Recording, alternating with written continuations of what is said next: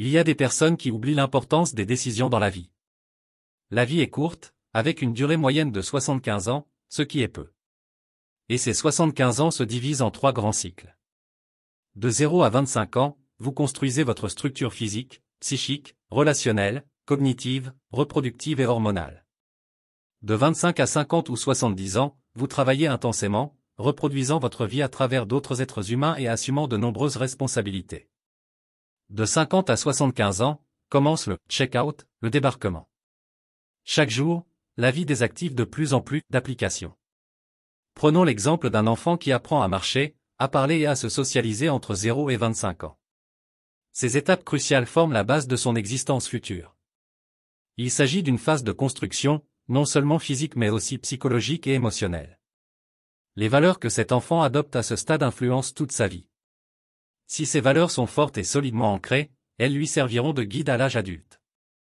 À l'inverse, si elles sont fragiles ou malsaines, elles pourraient causer des difficultés plus tard. De 25 à 50 ou 70 ans, cette personne entre dans la phase de reproduction et de productivité. Imaginez un jeune adulte qui a réussi à terminer ses études, trouve un emploi et fonde une famille. Cette période est marquée par l'intensité, carrière, famille, responsabilité sociale.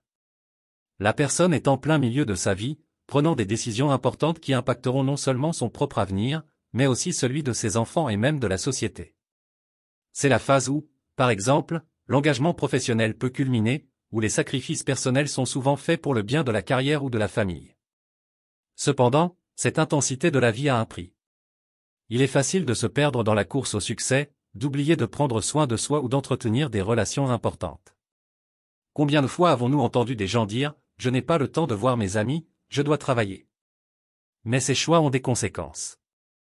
Les amitiés qui s'étiolent, les relations familiales qui se détériorent, et la santé qui décline sont des exemples de ce que peut coûter une vie trop focalisée sur la productivité. De 50 à 75 ans, la phase de check-out commence. La vie ralentit, le corps commence à montrer des signes de fatigue, et l'individu commence à prendre conscience que le temps est limité. Prenons l'exemple d'une personne à la retraite. Elle peut enfin se consacrer à des passe-temps ou à des voyages qu'elle a longtemps repoussés. Cependant, cette période est aussi marquée par des bilans. Beaucoup de gens, à cet âge, se retrouvent à regretter les moments qu'ils ont négligés, le temps passé loin de la famille, les rêves abandonnés en raison de la pression sociale ou professionnelle. Un autre exemple est celui des changements physiques. Une personne qui a ignoré sa santé pendant sa période de productivité peut commencer à en ressentir les effets, maladies, douleurs, dépendance aux médicaments. Le corps, soumis à des années de négligence ou de stress, finit par demander son dû. C'est à ce moment que certains réalisent qu'ils auraient dû investir davantage dans leur bien-être tout au long de leur vie. La loi de la gravité, quant à elle, est inévitable. Les biceps deviennent des penceps, et tout commence à pointer vers le sol. Chaque jour qui passe rapproche un peu plus de la fin, du check-out. Ce n'est pas une fatalité, mais une réalité inéluctable de la condition humaine. Pourtant, beaucoup continuent de vivre comme si ce moment n'arriverait jamais, oubliant l'importance de prendre soin de soi, des autres, et de laisser une empreinte positive. Il y a une histoire qui illustre bien ce passage du temps. À 20 ans, un groupe d'amis est assis dans un bar et parle de conquêtes amoureuses. À 40 ans, le même groupe parle des nouveaux restaurants qu'ils ont découverts. Et à 60 ans, les conversations tournent autour des médecins et des traitements. Les priorités changent avec le temps, et ce qui semblait important à une époque devient insignifiant plus tard. Un autre aspect intéressant de la condition humaine est notre relation à la nourriture et au sommeil. Nous sommes les seuls animaux qui mangent sans avoir faim et qui dorment parfois par ennui ou pour échapper à la réalité. Prenons l'exemple d'une personne qui mange par stress, même après avoir pris un repas complet. Ce comportement, bien que répandu, est unique chez l'humain.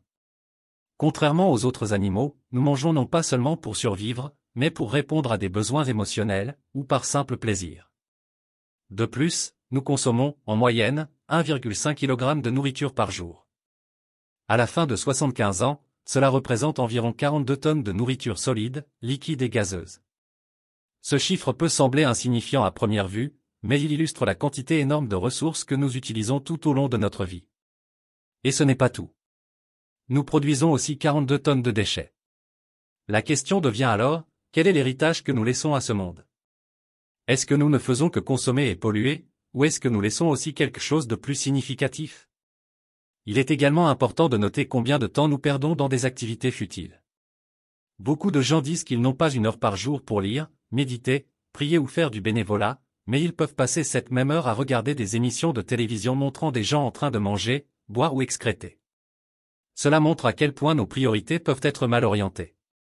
Et finalement, à l'approche de la mort, ce que les gens souhaitent réellement, ce n'est pas d'avoir travaillé plus ou d'avoir gagné plus d'argent. Ils veulent plus de temps pour être avec ceux qu'ils aiment, plus de moments pour réparer des relations brisées ou pour profiter des petites choses qu'ils ont négligées. Ce sont les liens affectifs, les moments partagés, et l'amour qui comptent vraiment lorsque la fin approche. Ce texte approfondit les concepts en ajoutant des exemples concrets et en élargissant la réflexion sur les différentes phases de la vie, les choix que nous faisons et leurs conséquences. Après avoir réfléchi sur les différentes phases de la vie, de la jeunesse à la vieillesse, et sur les décisions qui façonnent notre parcours, une chose devient claire, pour vivre pleinement, il ne suffit pas de simplement passer par les étapes. Il faut infuser chaque moment de joie, d'espoir, de travail et de foi. Sans cela, la vie risque de devenir une succession de jours sans éclat, sans direction. La joie, tout d'abord, est essentielle. Elle ne se résume pas à des éclats de rire ou à des moments de plaisir fugaces. La vraie joie est celle qui émane de l'intérieur, qui vous porte même dans les moments difficiles. C'est la capacité de voir la beauté dans les petites choses, d'apprécier les simples moments partagés avec ceux que nous aimons, de se réjouir des réussites modestes. Cette joie, parfois difficile à maintenir face aux défis, est pourtant un moteur. Elle nous aide à avancer, à persister, à voir la vie sous un jour positif, malgré les obstacles. Prenons l'exemple d'une personne qui, même confrontée à une période difficile, trouve encore des raisons de sourire.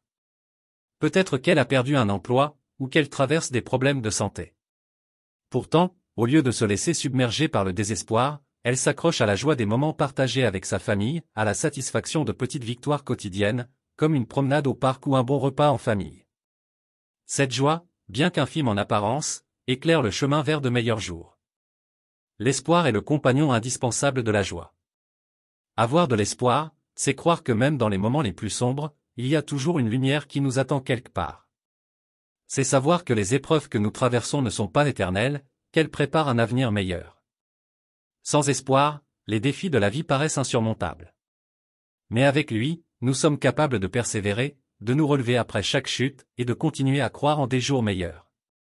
L'espoir, c'est cette étincelle qui vous pousse à croire que, même si vous êtes au creux de la vague aujourd'hui, il y aura un renouveau.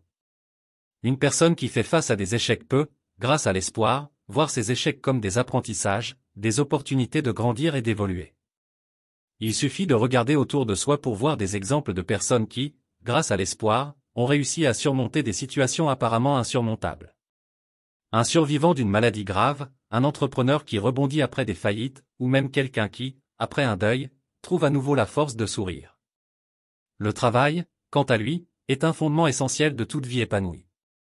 Le travail n'est pas seulement une activité professionnelle, c'est un moyen de donner un sens à notre existence, de contribuer à quelque chose de plus grand que nous-mêmes. Il donne un rythme à la vie, il nous structure. Que ce soit en construisant une carrière, en élevant une famille, ou en s'engageant dans des activités bénévoles, le travail est une source de dignité et de satisfaction. Mais il est important de ne pas confondre le travail acharné avec l'obsession du succès matériel. Il s'agit plutôt d'un travail qui nous rapproche de notre véritable but, qui contribue à notre bien-être et à celui de ceux qui nous entourent. C'est dans le travail que nous trouvons aussi un sens de responsabilité, une raison de nous lever chaque matin avec l'envie d'apporter quelque chose de positif au monde. Le travail, bien fait, est une forme de service, et à travers lui, nous laissons notre marque. Cependant, traverser toutes ces étapes joie, espoir, travail serait incomplet sans la foi. La foi en Dieu est la boussole qui nous guide lorsque nous ne comprenons pas tout ce qui se passe dans notre vie. Elle nous rappelle que, même dans l'incertitude, il y a un plan plus grand, une sagesse divine à l'œuvre, même lorsque les circonstances nous échappent. La foi en Dieu nous donne la force de tenir bon, de rester ferme dans les tempêtes, et de croire que, quoi qu'il arrive, nous sommes aimés et protégés. Prenons l'exemple de ceux qui, face à des situations impossibles, trouvent refuge dans la prière. La foi leur donne une sérénité que rien d'autre ne peut offrir. Elle permet de garder la tête haute, même lorsque les doutes surgissent. Dans un monde qui change constamment, la foi en Dieu est une ancre solide. Elle rappelle que nous ne sommes jamais seuls dans nos batailles, que derrière chaque difficulté, il y a une opportunité de grandir spirituellement. La foi nous enseigne aussi la gratitude. Apprendre à remercier Dieu non seulement pour les grandes bénédictions, mais aussi pour les petites, est une pratique qui change la perspective. Chaque journée devient un cadeau, chaque défi une occasion de renforcer notre caractère, et chaque victoire, petite ou grande, un motif de louange. En fin de compte, ces 4 piliers, la joie, l'espoir, le travail et la foi, sont essentiels pour traverser les différentes phases de la vie avec grâce et force. Ils nous permettent de donner un sens à notre existence, de surmonter les défis, et de laisser un héritage positif à ceux qui viennent après nous. La vie, dans toute sa complexité, devient ainsi une aventure remplie de sens, et non simplement une série de jours qui passent. Alors, peu importe l'étape de la vie où nous nous trouvons aujourd'hui, souvenons-nous de cultiver ces vertus. Chaque jour est une nouvelle opportunité de vivre avec joie, de travailler avec passion, d'espérer des jours meilleurs, et de marcher avec foi. La vie, bien que courte, peut être belle et épanouie si nous la vivons en étant ancrés dans ses principes. Ce texte élargit la réflexion en introduisant des éléments essentiels comme la joie, l'espoir, le travail et la foi, et montre comment ces valeurs nous permettent de traverser les différentes étapes de la vie avec force et sérénité.